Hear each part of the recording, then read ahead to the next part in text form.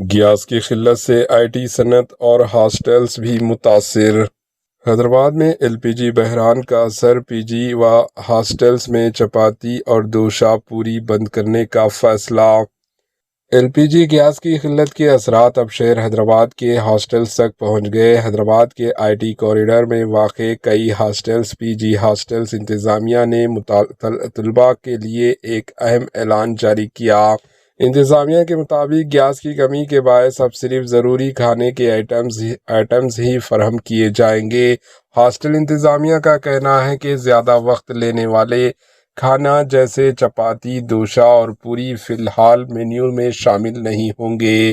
اس کے علاوہ کچھ سبزیاں اور اضافی فوڈ آئٹم بھی عارضی طور پر بند کر دیے گئے ہیں۔